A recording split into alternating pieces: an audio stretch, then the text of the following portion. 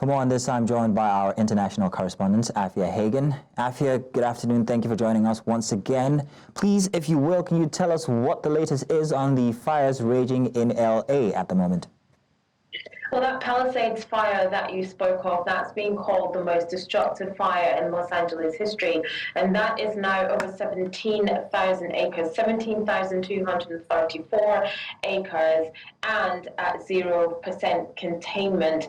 There's another 4 fires burning: the Eaton fire, 10,000 acres, the Hearst fire, at least 1,000 acres, the Lydia fire, 350 acres,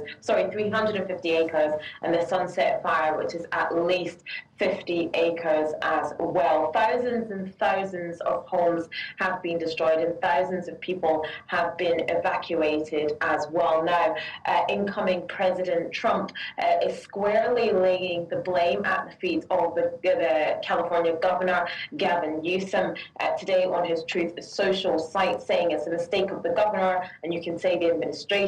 They didn't have any water, they didn't have any fire hydrants. The governor has not done a good job. There was some issues with water pressure in fire hydrants earlier on in the day yesterday, but that's thought to be resolved. Now, President Joe Biden is attending the funeral of the late President Jimmy Carter today in Washington. After that, it was thought he was supposed to be heading to Italy on his final state visit of his presidency, but that visit has now been cancelled, and he will be staying in the United States to monitor the situation in Los Angeles.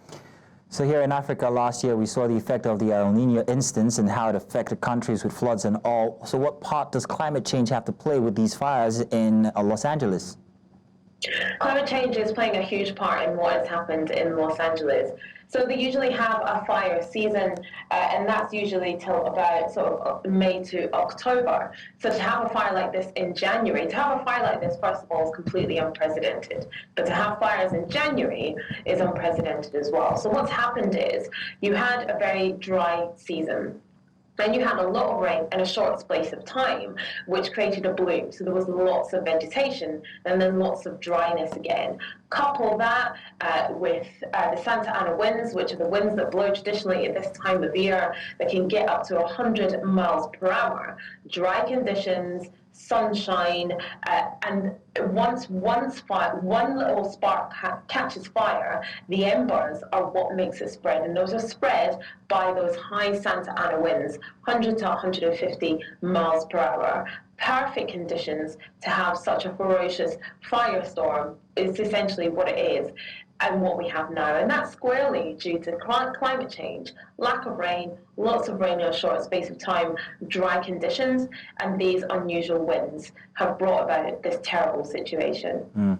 If you would please summarize your next response. I'm going to ask about the celebrities and Hollywood being the home of entertainment. How's that affected things there?